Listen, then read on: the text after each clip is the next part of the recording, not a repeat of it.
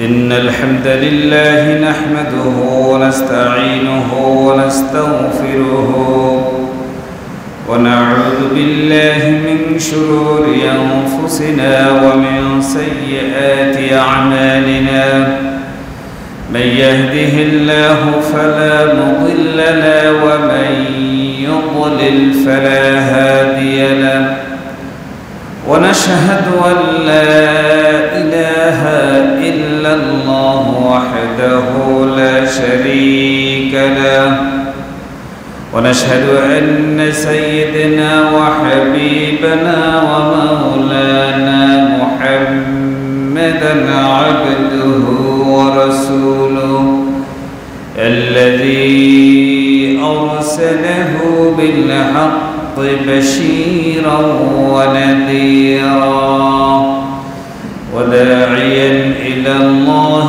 بإذنه وسراجا وقمرا منيرا فقد قال الله تعالى في كلامه المجيد وفرقانه الحميد أعوذ بالله من الشيطان الرجيم بسم الله الرحمن الرحيم إن الله وملائكته يصلون على النبي يا أيها الذين آمنوا صلوا عليه وسلموا تسليما اللهم صل على سيدنا مولانا محمد وعلى آل سيدنا مولانا محمد جرش شكل محبة الشدبولي اللهم صل على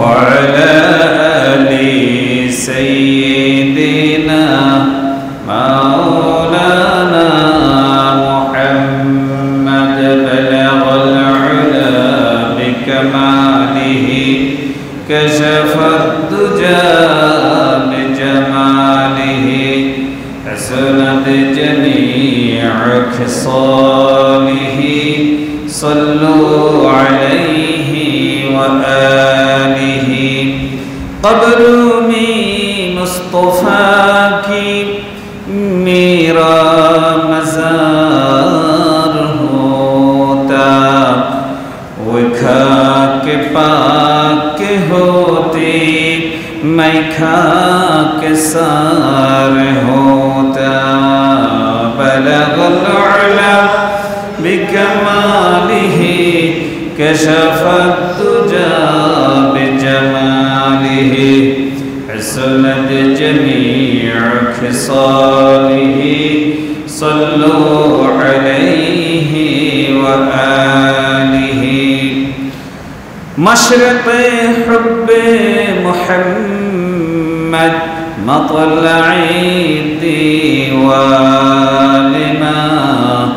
مطلع خورشید عشق سینه سوزان ما بلغ العلا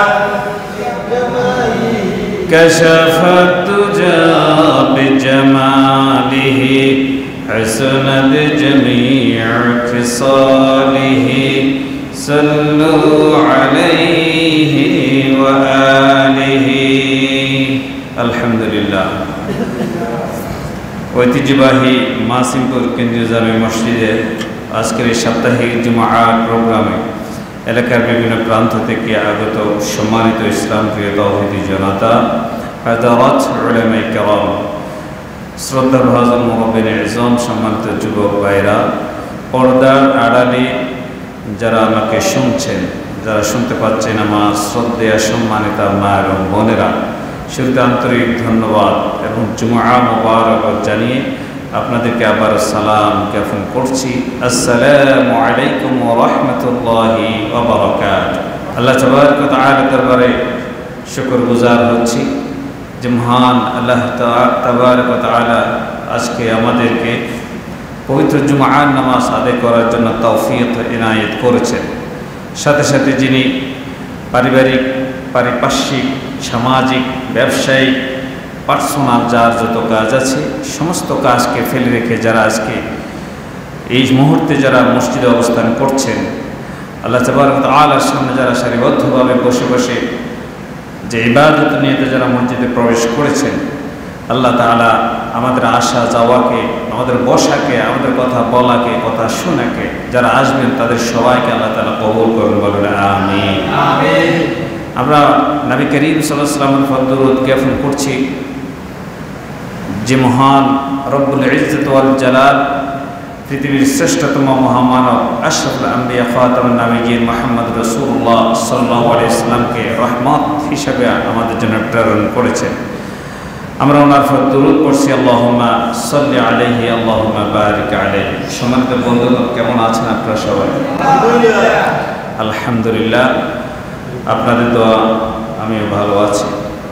আল্লাহ তাআলা আমাদের সবাইকে ভালো রাখুন, বলেন আমিন। বাসা বাড়িতে, ঘরে, প্রবাসে, শহরে অনেকে, আমাদের এই গ্রামের অনেক সন্তান, অনেক মা বোন, অনেক ভাই বন্ধু, অনেক মুরব্বী, অনেক মাসুম বাচ্চা, অনেক যুবক বিভিন্নভাবে অসুস্থতা অবস্থা আছে।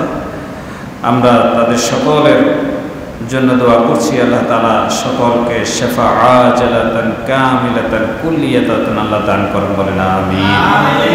সম্মানিত বন্ধুগণ, কোরআন কারীম আল্লাহ তাবারক ওয়া তাআলা একটা মহান অনুগ্রহ আমাদের জন্য, যিনি এটা আমাদের জন্য কনস্টিটিউশন, সংবিধান হিসেবে, মানুষের সংবিধান হিসেবে তা পাঠিয়েছেন। এই কোরআনের ভিতর একজন মানুষ কিভাবে চলবে, কিভাবে বলবে, কিভাবে হাঁটবে, কিভাবে লিখবে, কিভাবে কথা বলবে, কিভাবে কথা শুনবে, কিভাবে সমাজ করবে, কিভাবে নামাজ করবে, কিভাবে হজ করবে, কিভাবে বিয়ে করবে, কিভাবে শাদী করবে, অর্থাৎ পরিবার থেকে শুরু করে সংসদ ভবন পর্যন্ত, মহা সমুদ্রের তলদেশ থেকে শুরু করে মহাকাশের প্রান্ত সীমানা পর্যন্ত যা কিছু দরকার, তিবিয়ানা লিকুল্লি শাই, তার সব কিছু পাই পাই করে পুঙ্খানুপুঙ্খানুভাবে আল্লাহ সুবহানাহু ওয়া তাআলা কোরআনের মধ্যে আমাদের জন্য কোড করে দিয়েছেন, বলেন আলহামদুলিল্লাহ। কিন্তু আমরা সেখান থেকে সঠিকভাবে, পরিপূর্ণভাবে আমল করছি না। সেই বিষয়গুলো আমরা নিজেরা নিতে না পারার কারণে আমাদের সমাজে, আমাদের নামাজে, আমাদের পরিবারে, আমাদের ব্যক্তিগত জীবনে, আমাদের ব্যবসায়, আমাদের সব কিছুতে আমরা পরাজিত, আমরা ব্যর্থ হচ্ছি নিয়মতান্ত্রিকভাবে, ঠিক কিনা বলুন? সুতরাং এই কোরআন যত বেশি আমাদের কাছাকাছি থাকবে তত বেশি আমরা বিজয় অর্জন করব। কোরআন থেকে যে যতটুকু দূরে চলে যাবে, কোরআন তার থেকে অনেক দূরে আরো চলে যাবে। এজন্য কোরআন আসছে আমাদের কাছে থাকার জন্য। আমরা চাই কোরআনের মতো জীবন, কোরআনে কারীমের মতো আমাদের পরিবার হোক, কোরআনে কারীমের মতো আমাদের সন্তানগুলো, আমাদের বাধ্যতামূলক সন্তানগুলো আমাদের বাধ্য হয়ে চলুক, অর্থাৎ সব কিছু যেন কোরআনের বিধান অনুযায়ী হয়। এটা থেকে আমাদের কোনো আপত্তি আছে নাকি? কারণ আমাদেরকে প্রশ্ন করা হবে, আমি কোরআন দিয়েছি তোমাকে জীবন পরিচালনার জন্য, কোরআন থেকে কতটুকু নিয়েছো, কতটুকু গ্রহণ করেছো, এই প্রশ্নের উত্তর আল্লাহ পাকের কাছে দিতে হবে। আল্লাহ আমাদেরকে তুমি বিচারে কাট করায় দাঁড় করাই না, আল্লাহ তুমি আমাদেরকে মাফ করে, বলে না আমি যে বলে হুজুর আমি সূরা ফাতিহা পারি না, তার মতো পড়া কোফা, এর বেঁচে থাকার কোনো লাভই নেই। সূরা ফাতিহা যে পারবো না আজকালের এই অবস্থাতে, তাহলে সে ব্যর্থ, আল্লাহর কাছে জবাবদিহি করতে হবে। আমার বন্ধুগণ, সূরা ফাতিহা সহি করে শিখে দিতে হবে, সহি শুদ্ধ হতে হবে, তাহলে সওয়াব আছে। আল্লাহ আমাদেরকে বোঝার তৌফিক দান করুন, বলেন আমিন। এরপরে আল্লাহ পাক বলছেন, নামাজে আমরা সূরা ফাতিহা পড়ি, প্রত্যেক নামাজে আমরা সূরা ফাতিহা পড়ি, ঠিক কিনা বলো? বান্দা যখন নামাজের মধ্যে সূরা ফাতিহা এক একটা আয়াত তেলাওয়াত করে, হাদিসের মধ্যে আছে আল্লাহ পাক স্বয়ং প্রত্যেকটা আয়াতের সাথে সাথে উত্তর দিয়ে দেন। বলেন সুবহানাল্লাহ। আল্লাহ রাব্বুল আলামিন বলেন, আমার কোন বান্দা যদি নামাজের মধ্যে দাঁড়িয়ে আলহামদুলিল্লাহি রাব্বিল আলামিন, ও আল্লাহ পৃথিবীর সমস্ত প্রশংসা তোমার জন্য, যিনি হচ্ছে বিশ্বজগতের রব, এই কথা যখন বান্দা দাঁড়িয়ে বলে, আল্লাহ রাব্বুল আলামিনের সাথে সাথে তার উত্তর দিয়ে বলেন হামিদানি আবিদি, আমার এই বান্দা আমার প্রশংসা করেছে। সুবহানাল্লাহ। আল্লাহ উত্তর দিয়ে দেন। আমরা বলি আলহামদুলিল্লাহি রাব্বিল আলামিন, আল্লাহ আরশ আজিম থেকে বলে হামিদানি আবদি। বান্দা যখন বলে আর রহমানির রহিম, আল্লাহর সাথে সাথে উত্তর দিয়ে বলে আসনা আলাইয়া আবদি, এই বান্দা আমার গুণকীর্তন করছে। বান্দা যখন বলে মালিক ইয়াউমিদ্দিন, আল্লাহর সাথে সাথে উত্তর দিয়ে বলে মাজ্জাদানি আবদি, আমার এই বান্দা আমার মাহাত্ম্য বর্ণনা করছে। বান্দা যখন বলে ইয়্যাকা না'বুদু ওয়া ইয়্যাকা নাস্তাঈন, বান্দা যখন বলে আল্লাহ আমরা কেবল তোমার ইবাদত করে তোমার কাছে সাহায্য চাই, আল্লাহ তখন সাথে সাথে বলে হাযা বাইনি ওয়া বাইনা আবদি ওয়া লিআবদি মা সাআলা, আমার এই বান্দা আমাকে যা কিছু বলছে এটা আমার আর আমার বান্দার মধ্যে আমি সীমাবদ্ধ রাখছি। বান্দা যেটা চাইবে আমি রব্বুল আলামিন সেটা তাকে দান করে দিব। সুবহানাল্লাহ। প্রত্যেকটা আয়াতে আল্লাহ উত্তর দিয়ে দেন। সমুদ্রের তলদেশে তিমি মাছ আছে না নাই? তিমি মাছের আস্ত খাবার পৃথিবীর কোনো মানুষ জোগাড় করে দিতে পারবে না। 3 বেলা খাবার তিমি মাছ যা খায় কোনো মানুষ সেটা জোগান দেওয়া সম্ভব নয়। সুন্দরবনের ভিতরের বাঘ, রয়্যাল বেঙ্গল টাইগার কি খায় আমার আপনার কোনো চিন্তা করার কোনো প্রয়োজন হয় না। আমার রব বলছে আমি রব্বুল আলামিন মহাসমুদ্রের তলদেশে বিশাল বড় দেহের তিমি মাছের 3 বেলা খাবার, তিমি মাছ খাওয়ার আগে আমি রব্বুল আলামিন তার মুখের সামনে পৌঁছে দিই। সুবহানাল্লাহ। আমার নাম হচ্ছে রব। ওটার নাম কি? রব। রব হচ্ছে যিনি সন্তান দান করেন। হযরত ইব্রাহিম আলাইহিস সালাম 80 বছর বয়সে আল্লাহর কাছে প্রার্থনা করলেন, রব্বি হাবিলি মিনাস সালিহিন ফাবাশশারনাহু বিগুলামিন হালিম। ইব্রাহিম আলাইহিস সালাম 80 বছর বয়সে আল্লাহকে বলছে, আল্লাহ আমার একটা নেককার সন্তান দাও। আল্লাহ দিলেন, একটা ধৈর্যশীল সন্তান দিলেন। 80 বছর বয়সে আল্লাহ যদি চান কাউকে সন্তান দিবেন, এটা আল্লাহ পারেন কি পারেন না? পেরেছেন। ইব্রাহিম আলাইহিস সালামকে দিয়েছেন। ওই সন্তানের নাম কি ছিল? ইসমাঈল। রব হচ্ছে যিনি যে কোনো সময় সন্তান দান করতে পারেন তাকে রব বলে। রব হচ্ছে তিনি যার কাছে আমরা আমাদের বাবা মার জন্য প্রার্থনা করি, রব্বিরহামহুমা কামা রব্বায়ানি সগীরা। আমরা আব্বা আম্মার জন্য দোয়া করি না, রবের কাছে। ফেরাউন মুসা আলাইহিস সালামকে বললেন, ক্বালা ফিরআউন ওয়া মা রব্বুল আলামিন। ফেরাউন মুসাকে বলল, রব্বুল আলামিন কি? তুমি যে রবের কথা বলো, রব কি? আবার রব তো হচ্ছে আমি। ফেরাউন নিজেকে খোদা বলতো, সে বলছে আনা রব্বুকুমুল আলা, আমি তো বড় খোদা, আবার তুমি কোন রবের কথা বলছো? সে কে? সে দাপট নিয়ে বলছে। মুসা আলাইহিস সালাম বলেন, রব্বুস সামাওয়াতি ওয়াল আরদি ওয়া মা বাইনাহুমা ইন কুনতুম মুকিনিন। মুসা আলাইহিস সালাম বললেন, আকাশ মণ্ডলে জমিনের মধ্যে যা কিছু আছে সব কিছুর মালিক যিনি, রব হচ্ছেন তিনি। সুবহানাল্লাহ বলেন। হুয়াল আউয়াল ওয়াল আখির, তিনি প্রথম তিনি শেষ। ওয়াজ যাহির ওয়াল বাতিন, তিনি প্রকাশ্য তিনি গোপন। তিনার নাম কি? রব। যার যখন যেখানে যা কিছু যতটুকু দরকার তার তখন সেখানে চাওয়ার আগে ততটুকু যিনি পৌঁছে দেন তার নাম হচ্ছে কি? রব। তার নাম কি? রব। মায়ের পেটের মধ্যে আমাদের কান ছিল, কান। মায়ের পেটের মধ্যে আমাদের নাক ছিল। মায়ের পেটের মধ্যে চোখ দিয়েছিলেন কে? মায়ের পেটের মধ্যে যখন ছিলাম মা কোনোদিন চান নাই। আল্লাহ বললে আমি এমন রব, মায়ের পেটে থাকা অবস্থায় ফ্রি সার্ভিস দিয়ে তুই চাস নাই, তোর মাও চাই নাই, বাপও চাই নাই, তারা চাওয়ার আগে কান, চোখ আর মন, কলিজে দিয়ে আমি তোকে পৃথিবীতে নিয়ে এসেছি। মায়ের পেটের মধ্যে আমাদের দাঁত দেয় নাকি?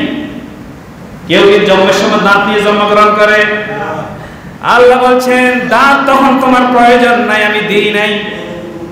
মায়ের পেটে তো দাঁতের কোনো প্রয়োজন নাই, আমি দিই নাই। আমি রব, আমি যার যখন যেখানে যতটুকু প্রয়োজন তার তখন সেখানে সেটা দেওয়া, এটাও হচ্ছে আমার কাজ। তোর মায়ের পেটে তোর দাঁতের দরকার নাই। মায়ের পেট থেকে বের হলি 1 বছরও তোর দাঁত দিই নাই, আস্তে আস্তে বড় হতে লাগলি, তোর সবগুলো দাঁত, আকল দাঁত সবগুলো যখন দরকার দিয়েছেন কে? আল্লাহ। কারণ মায়ের পেটে দাঁতের খাবারের মতো কিছু নাই। মায়ের নাভির সাথে কানেকশন দিয়ে আল্লাহ মা যা খাবে সেখান থেকে এক অংশ খাবার সেই সন্তানকে আল্লাহ খাইয়ে দিতেন। কন্যা সুবহানাল্লাহ। কিন্তু সন্তান যখন দুনিয়াতে আসবে 2-2.5 বছর বয়স হয়ে যাবে, আল্লাহ বলছেন তখন তার তো খাবারের দরকার আছে। আল্লাহ তখন দাঁতগুলো একটা একটা করে উঠতে শুরু করে দিলেন। সুবহানাল্লাহ। কখন যে 32টা দাঁত আমাদের উঠছে আমরা টেরও পাই না। অনেকের 32টা এখনো ওঠে নাই, অনেকের এখনো কম, আবার অনেকের উঠে গেছে। যারা এখন পরিণয় বয়স তাদের সব দাঁত উঠে গেছে। দাঁতের অনেক মূল্যবান একটা জিনিস এই দাঁত। যার দাঁত নাই সে জানে দাঁতের দাম কত। দাঁতে ব্যথা হলে আর ভালো লাগেনি, দাঁতের ব্যথা হলে কানের ব্যথা শুরু হয়ে যায়। এটা একটার সাথে একটা কানেকশন। চোখ, দাঁত, কান, মুখ, এটা খুবই গুরুত্বপূর্ণ একটা অংশ। আল্লাহ বলছেন ফিআই সূরাতি মা শাআ রাক্কাবাক, আমি তো নিজ হাত দিয়ে তোদের এই কনস্ট্রাকশনটা, এই সূরাত আমি বানিয়েছি। সুবহানাল্লাহ। কবরের মধ্যে সর্বপ্রথম যে প্রশ্ন করা হবে মার রব্বুকা, তোমার রবকে? আমরা বলবো কি আল্লাহ আমার রব, এই রবই আমার সব, দমে দমে তনু মনে তারি অনুভব। আল্লাহ আমার রব, ওই রবই আমার সব। যার পক্ষে রব আছে তার জন্য আর কিছু না থাকলে কোনো সমস্যা নাই। রব যদি আমাকে জাহান্নাম দিয়ে দেয়, সেই জাহান্নামে যদি আমার রব থাকে ওই জাহান্নামটাই আমার জন্য ঠিক আছে। কিন্তু রব যদি বলে তোকে জান্নাত দিলাম, আমি নাই, সেই জান্নাতের আমার দরকার নাই। এই জন্য আল্লাহ আমার রব, রবই আমার সব। কবরের প্রথম প্রশ্ন হবে রব, তোমার রব কে? রবরা বলবো রব্বি আল্লাহ, আমার রব হচ্ছে যিনি আকাশ আর জমিনের মালিক আল্লাহ। জোরে বলেন আল্লাহু আকবার। আল্লাহ তার প্রশংসার একটা ব্যাখ্যা দিয়েছেন কিভাবে। আল্লাহ রাব্বুল আলামিন বলেন قُل لَّوْ كَانَ الْبَحْرُ مِدَادًا لِّكَلِمَاتِ رَبِّي لَنَفِدَ الْبَحْرُ। আল্লাহ বলছেন সারা দুনিয়ার মধ্যে যত সাগর আছে, সমুদ্র আছে, বড় বড় সমুদ্রগুলোর নাম বলেন। পৃথিবীর সবচাইতে বড় সমুদ্রের নাম হচ্ছে প্রশান্ত মহাসাগর, তারপর হচ্ছে আটলান্টিক মহাসাগর, এরপরে আছে ভারত সাগর, আছে আরব সাগর, আছে লোহিত সাগর, আছে কৃষ্ণ সাগর, আছে চীনা সাগর, বাংলাদেশে আছে বঙ্গোপসাগর। আল্লাহ বলছেন সমস্ত সাগরের পানিগুলোকে যদি তোমরা কালি বানাও আর সারা দুনিয়ার গাছের পাতাগুলো যদি খাতা বানাও, তারপরে যদি আমি আল্লাহর প্রশংসা লিখতে শুরু করো, ও আমার বান্দা, মহাসমুদ্রের পানিগুলো শেষ হয়ে যাবে, গাছের পাতা নামক খাতাও শেষ হয়ে যাবে, আমার একটা বাক্যের প্রশংসা লিখা তোমার শেষ হবে না। সুবহানাল্লাহ। কত পানি আছে মহাসাগর আমরা কি জানি? পৃথিবীর সবচেয়ে যে সাগর, গভীরতম সাগর প্রশান্ত মহাসাগর। প্রশান্ত মহাসাগর সবচেয়ে গভীরতম যে জায়গা, গভীরতম জায়গা, ওইটার নাম হচ্ছে মারিয়ানা ট্রেঞ্চ। এর নিচের দিকের স্তর হচ্ছে 36,000 কিলোমিটার। সুবহানাল্লাহ। 36,000 কিলোমিটার তল দিকে আপনি যাবেন, সব পানি আর পানি, সব পানি, অন্ধকার, পানি আর পানি, পানি আর পানি। এই যে টাইটানিক ডুবছে কোন সাগরে? আটলান্টিক মহাসাগরে। আটলান্টিক মহাসাগর প্রায় 4,000 কিলোমিটার নিচে এখনো নাকি পড়ে আছে। 36,000 কিলোমিটার তলদেশে, এটা বিজ্ঞানীর একটা আন্দাজ করছে, এটা হচ্ছে পৃথিবীর সবচাইতে গভীরতম সমুদ্রের গভীরতম জায়গা। ওই জায়গাগুলোতে সব পানি। আল্লাহ পাক বলছেন এত এত পানি দিয়ে যদি আমার একটা আলিফের প্রশংসা লিখতে শুরু করো, পানি শেষ হয়ে যাবে, কালি শেষ হয়ে যাবে, তোমরা শেষ হয়ে যাবা, কিন্তু আমার একটা কালিমার ব্যাখ্যার প্রশংসা লেখা শেষ হবে না। বলেন আল্লাহু আকবার। তাহলে সমস্ত প্রশংসা কার জন্য? আল্লাহর জন্য।